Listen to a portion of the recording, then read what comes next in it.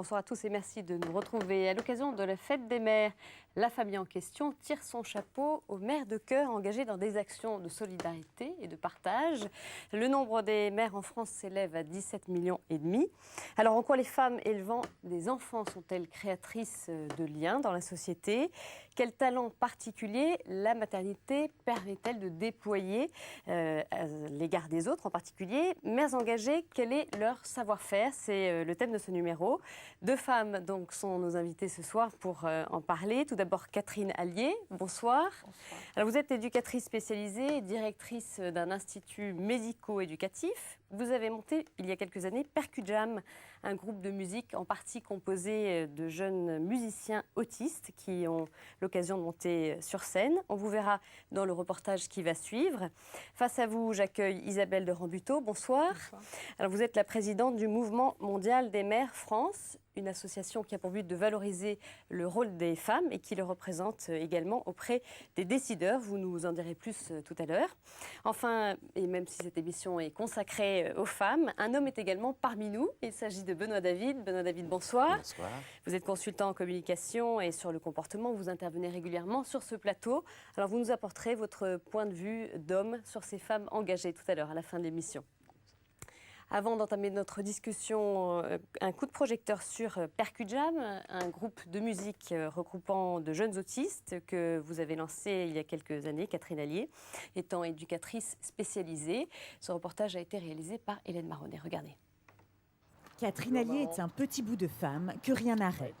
Elle se déplace sur des béquilles quelques jours à peine après une opération de la hanche et n'imagine surtout pas se passer d'eux.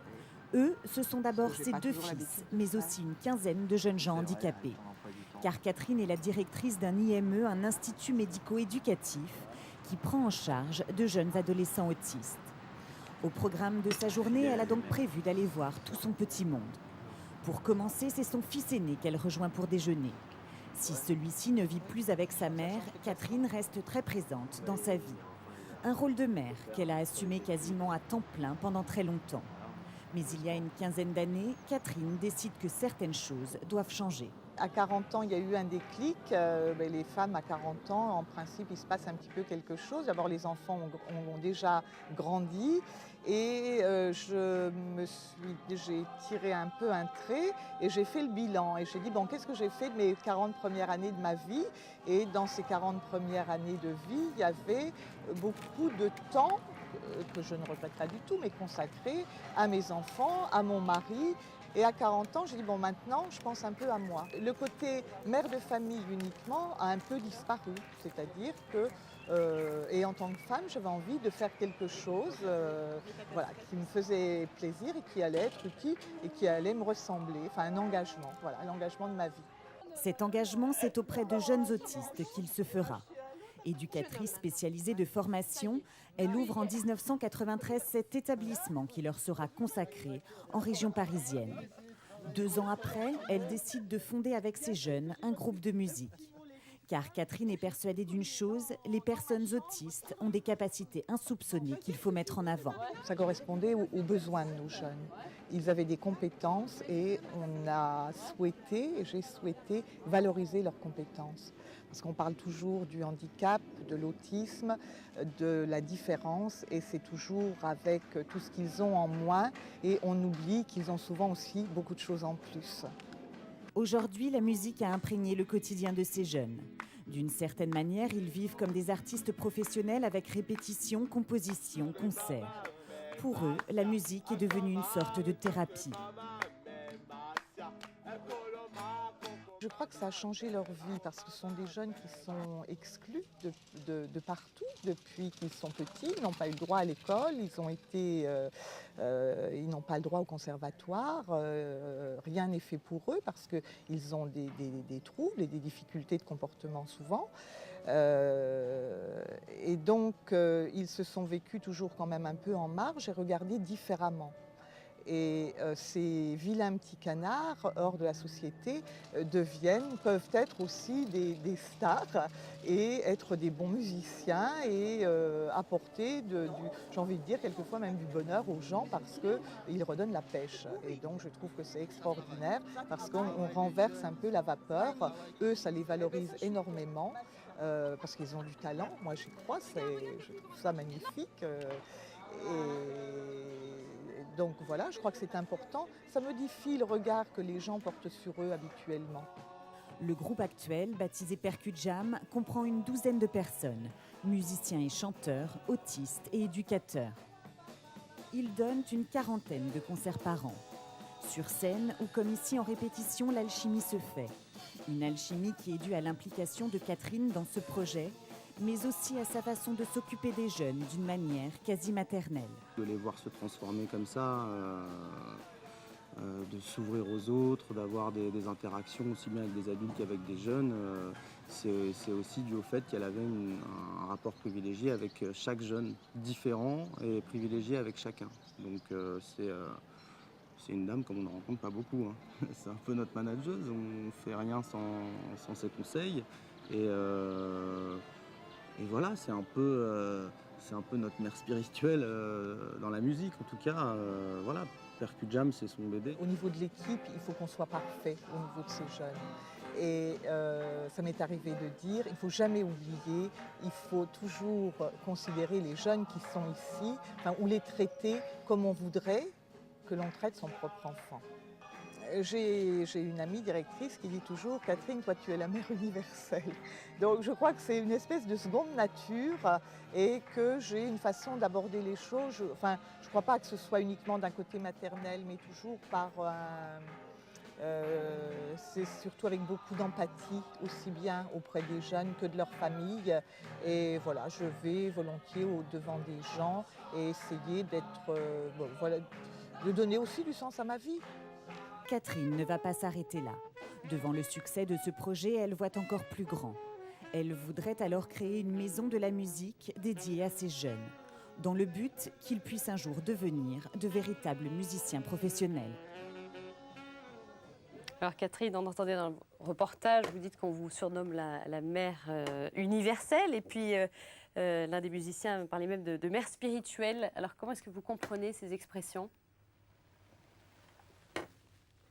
Mais écoutez, ça me fait très plaisir et chaud au cœur parce que de l'entendre dire, c'est un grand plaisir, mais je ne fais aucun effort et c'est quelque chose, c'est ma vie de tous les jours. J'ai toujours beaucoup donné, c'est un engagement et je crois que ça m'apporte aussi beaucoup. Donc... Est-ce que vous faites un lien entre votre maternité et le fait d'aider des jeunes qui auraient pu être vos enfants, finalement ? Ce sera un accompagnement complètement différent. Bon, être mère, c'est quand même un don de soi, c'est quelque chose qui va durer toute une vie. Les jeunes que je vais accompagner dans mon établissement sont de passage pour 4 ou 5 ans.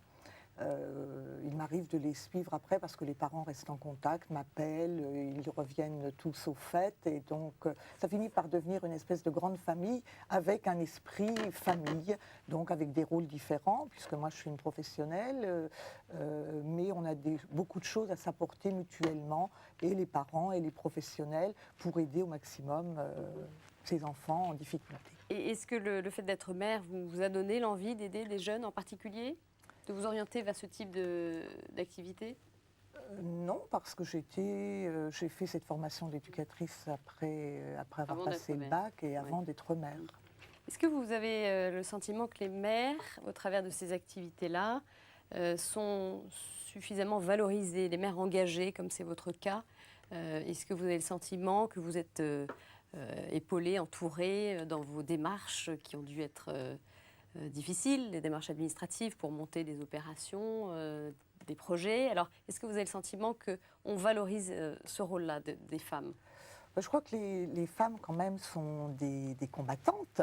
Et je me suis toujours battue, j'ai la passion rivée au cœur, et je me suis battue avec, c'est vrai, essentiellement des mères d'enfants autistes, et on a poussé les portes un peu partout. On s'est pris des claques. La différence de ces enfants, les choses évoluent, et je pense que je fais en sorte d'y travailler justement pour qu'on les regarde différemment. Mais jusqu'à il y a encore peut-être une dizaine d'années, on voulait bien donner, voyez, donner une petite obole pour ces jeunes, faire un acte de charité, très bien, mais pas plus. Donc maintenant, je crois que il faut pouvoir aussi valoriser leurs différences et les regarder différemment. Mais ça a été plutôt un combat de femmes. Vous parliez de mères de famille avec qui vous avez enfoncé les portes. C'était pas tellement les pères alors. C'était pas tellement les pères. Et comment vous l'expliquez ça? Je crois que souvent les pères ont peut-être beaucoup plus de retenue, peut-être une souffrance plus grande et s'exposent moins. N'empêche que le président de notre association, gestionnaire, c'est un papa, maintenant. Voilà. Dernière question, Catherine, est-ce que la foi fait partie de votre engagement? Je pense que oui, mais ce n'est pas... ce sont des valeurs. Et c'est les valeurs qu'on retrouve notamment dans la religion catholique.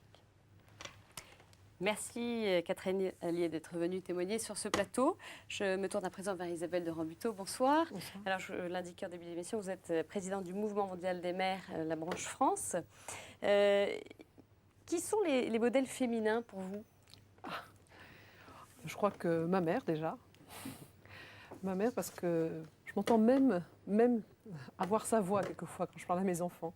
Oui, mon premier modèle, c'est ma mère, certainement. Et de façon plus élargie? De façon plus élargie, vous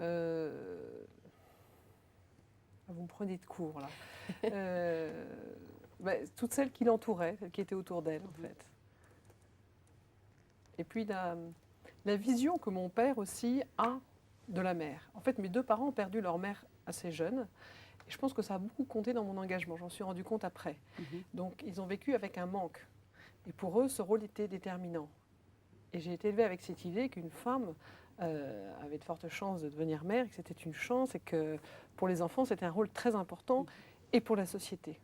Alors justement, quelle est, selon vous, l'influence des mères de famille, mais à l'extérieur de la sphère familiale? Pour moi, elle est déterminante, puisque la mère, c'est celle qui va mettre au monde l'enfant et lui apprendre le monde, lui apprendre à vivre, à être.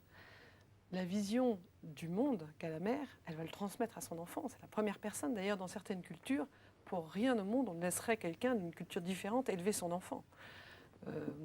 Moi-même et mon mari, quand on a eu des enfants, on a 5 enfants, eh bien, nous n'aurions pas laissé nos enfants élevés par une personne, enfin par certaines personnes. Pour nous, c'était important de transmettre un certain nombre un regard, une vision, une façon d'être. Pourtant, ce rôle ne semble pas tellement valorisé aujourd'hui dans la société. On parle des femmes actives ou des mères au foyer, mais entre les deux, plus rien. Il y a des mères actives aussi. Oui, tout à fait. Il n'est absolument pas valorisé. D'ailleurs, on a beaucoup de mal à parler des mères. Souvent, on dit le mot femme. Moi, je suis très frappée. Par exemple, en ce moment, on a pleine discussion politique. Eh bien, je voyais hier, les 2 candidats parlaient des femmes qui ont des enfants, mais n'arrivaient pas à prononcer le mot mère. Oui. Comment vous l'expliquez ça? Il y a une gêne autour de ça? Oui, je pense qu'il y a une gêne. Depuis 60 ans, on a la montée du féminisme qui revendique en fait la femme en tant que femme au détriment en fait de la maternité. Et ce qui me frappe énormément aujourd'hui, c'est de penser qu'il y a un certain nombre de problèmes dans la société, qui notamment, il y a des crises, il y a une grande crise qui est la crise du vivre ensemble. Eh bien, face à cette crise, les politiques, qui sont majoritairement des hommes, ont cherché des réponses dans le béton. On a coulé beaucoup de béton pour résoudre ce problème. On a fait des enveloppes. Il y a un problème, on sort une enveloppe, etc. Et en fait, se sont finalement très peu tournés vers les personnes qui sont justement les plus influentes dans la société, qui mettent au monde, qui maintiennent ces enfants. Et ça m'a beaucoup frappée. Et j'étais très contente parce qu'au lendemain de la crise, j'ai été convoquée à Matignon et on m'a dit, voilà, c'est la crise du vivre ensemble. Qu'est-ce que vous faites? Qu'est-ce qu'on peut faire? Là, on avait convoqué une femme pour une fois. On a convoqué une mère. Oui. Une mère. On a convoqué une personne qui travaillait avec des mères. Et ils se sont demandé, ils ont voulu, si vous voulez, cette fois-ci, promettre quelque chose qui pouvait continuer, s'appuyer sur un rôle naturel. Et ils m'ont dit, voilà, on a mis en place les grands frères, les grands parrains, on a inventé plein de choses. Rien n'a marché.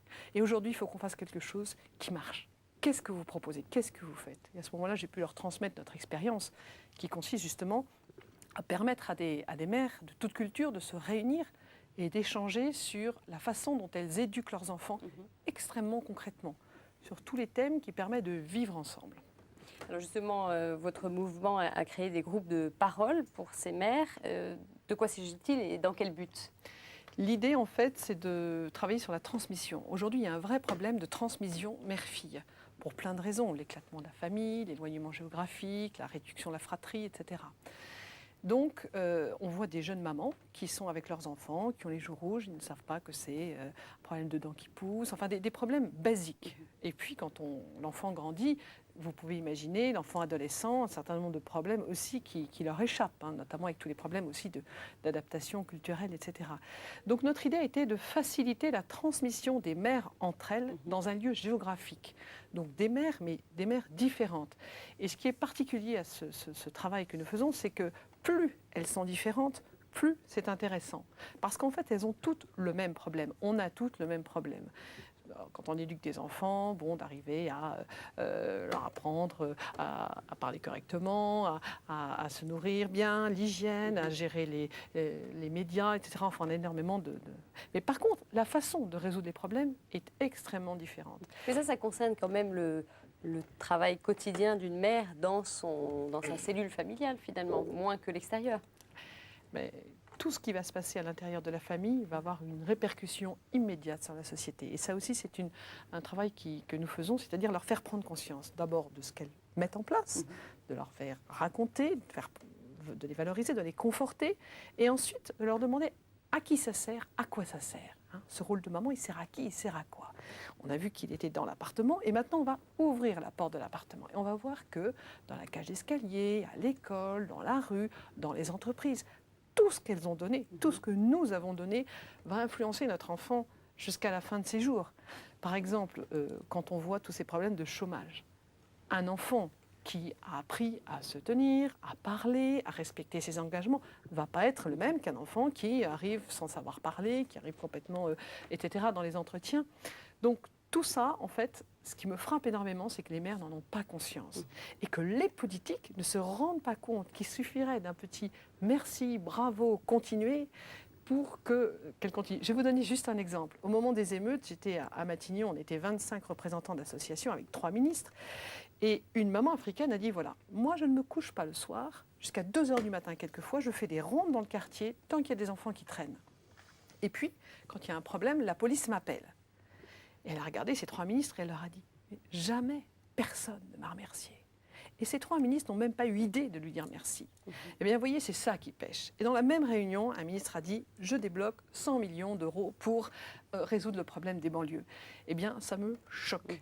Et non seulement ça me choque, mais surtout, je me dis que ces hommes se privent d'une compétence, d'une expérience, d'un savoir-faire qui est absolument extraordinaire. Alors justement, comment utiliser ce savoir-faire à un niveau public, hein? Qu'est-ce que vous défendez comme action, puisque vous faites du lobbying auprès des pouvoirs publics?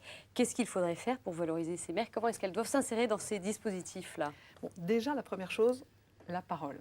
Prononcer le mot mère dans les discours. Leur montrer qu'elles existent. C'est une chose qui ne se fait jamais.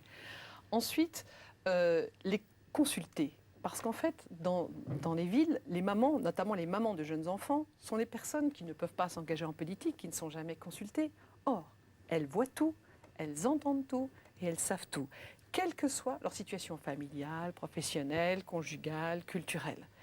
Eh bien, je l'ai vu au moment des émeutes, puisque je travaille dans des quartiers particulièrement sensibles, d'aller les rencontrer ou de les faire venir à la mairie et de leur dire, voilà, vous, vous avez des compétences, vous voyez des choses, vous pouvez nous aider, vous avez des idées, donnez-les-nous, on vous écoute, etc. Eh bien, je peux vous promettre, moi j'en ai vu, j'ai vu des mamans africaines qui ont dit, en les regardant comme ça, droit dans les yeux à des préfets, et moi, je peux arrêter les émeutes, parce que je suis africaine, dans mon pays, quand les enfants font des erreurs, comme les enfants appartiennent à tout le monde, eh bien, je les remets en place tout de suite.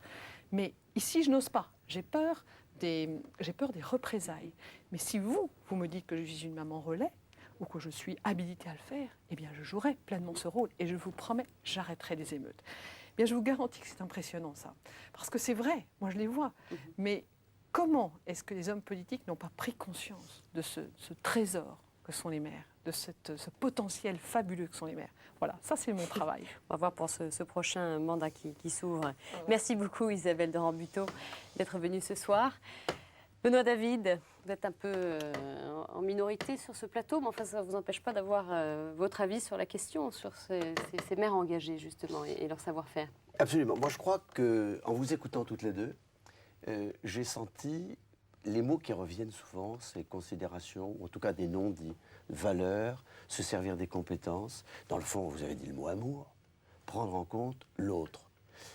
Il me semble que dans notre société, il y a eu, vous avez parlé, madame, tout à l'heure du féminisme qui a été lancé. Je pense que c'est vrai qu'il est très important de reconnaître les personnes, que ce soit les hommes ou les femmes et les hommes. Je pense que pendant des années, la femme a été plutôt l'objet d'une société. Pondeuse. Elle faisait des enfants. Et on a ensuite mis en avant la femme comme quoi elle pouvait prendre la place d'un homme. Et je pense que là, on s'est trompé. Moi, à mes yeux, la féminité, le savoir-être d'une femme est quelque chose d'extrêmement important. Et dans la vie d'aujourd'hui, dans le fond, les femmes ont 3 vies. Et je partage à 100%, madame, votre point de vue. Les femmes ont 3 vies, elles n'ont pas qu'une vie. Elles sont d'abord femmes. Donc amoureuses, aimantes, maîtresses, bref, elles sont femmes. Puis ensuite, elles sont mères. En tout cas, c'est le souhait, globalement, de beaucoup d'entre elles. Et puis, elles ont une vie d'épouse et une vie en société. Et à mes yeux, ce qui achoppe aujourd'hui, vous l'avez bien dit dans les réunions, puisque dans le fond, chaque fois qu'il y a un problème dans notre pays, on va tout de suite cerner la population qui pourrait répondre d'une manière à l'instant T. Alors que c'est un vrai projet. L'idée de dire, après tout, s'il y a des femmes qui veulent rester chez elles, pourquoi on ne leur donnerait pas une rémunération? S'il y a des femmes qui veulent s'engager dans la vie associative, pourquoi on ne leur donnerait pas de rémunération? Et de l'autre côté, on a des femmes qui vont quelque part déléguer et l'éducation et quelque part l'amour pour leurs enfants pour faire comme un homme. Et c'est à mon avis l'erreur. L'erreur est que on doit rester chacun à sa place pour prendre conscience et de ses compétences et d'être dans le fond en communion, en harmonie, d'aller saisir les opportunités qu'il y a chez les femmes. Je prends un exemple très concret. Il n'y a pas mieux qu'une femme pour gérer le temps. Et le temps, c'est la vie. Au lieu de faire des grands discours sur le temps, on devrait interroger une femme en disant, tiens, dites-moi vous êtes mère, vous êtes donc épouse, et vous avez une vie professionnelle. Dites-moi comment vous faites. Au lieu d'aller faire des grands discours, écouter les hommes publics, bref, enfin, dans une certaine mesure, s'intéresser sur le terrain aux qualités des gens. Et vous avez dit un mot très important, l'idée, dans le fond, de reconnaître et de féliciter les gens. Et ça, nous avons déjà parlé dans cette émission et à plusieurs reprises, et je pense que nous continuerons, savoir donner de la valeur aux gens par la reconnaissance et la considération. Et chaque fois que quelque chose de bien est fait, de dire que c'est bien. Et dans le fond, il me paraît 3 éléments qui est très important. D'abord, c'est aux femmes, de mon point de vue, de retrouver cette identité en donnant de la valeur et de la valeur à ce qu'elles sont et à ce qu'elles font. Alors, qu'elles aient un enfant ou qu'elles en aient 7 ou 5, l'idée centrale, c'est de mettre en avant ce qu'elles sont capables d'apporter à la société, comme les hommes. Le deuxième point à mes yeux, c'est de ne pas vouloir être un homme. Et je crois que beaucoup de femmes se sont fait piéger, parce qu'elles voudraient devenir un mec. Mais elles ne sont jamais un mec, puisqu'elles sont une femme. Donc il faut qu'elles gardent leur identité, leur charme, leur attention et leur manière de voir les choses. Et puis le troisième point, c'est de toujours avoir cette idée, puisque dans le fond, cet amour maternel commence par, quelque part, le don de Dieu ou du cosmos de s'aimer, d'apprendre à s'aimer. Et à mon avis, quand quelqu'un sait s'aimer, alors il peut aimer autrui. Et dans le fond, ça me paraît être la chose la plus importante. Il ne s'agit pas d'histoire de sexe, de femme ou d'homme. Chaque fois qu'une femme est épouse, et mère de famille et a une vie sociale, elle doit commencer par s'aimer, aimer son rôle de mère, aimer son rôle d'épouse et aimer son rôle de vie sociale. Et ensuite, eh bien, c'est ce qu'elle fait, elle va donner tout l'amour qu'elle peut recevoir d'elle-même ou d'ailleurs, elle va pouvoir donner. Et c'est vrai, je trouve que c'est formidable, aussi bien dans ce que vous avez fait, madame, sur le monde qui est difficile, très peu connu du monde de l'autisme, et dans votre engagement personnel, ou vous, madame, pour ce qui concerne ces aspects de femmes en général et pour la paix, de prendre en compte l'idée qu'il faut d'abord savoir valoriser ce qui est fait. Et je voudrais vous inviter à continuer de mettre en avant cette idée que les hommes arrêtent de se auto-valoriser et qu'ils se tournent vers vous en vous demandant concrètement qu'est-ce que vous avez réussi et que vous puissiez leur faire passer ces messages parce qu'ils écoutent à ce moment-là ce que vous avez fait pour pouvoir faire passer dans la société publique les forces qui vous ont animé et les résultats concrets que vous avez obtenus. Autrement dit, toujours considérer l'autre dans ce qu'il est. Merci Benoît, à bientôt.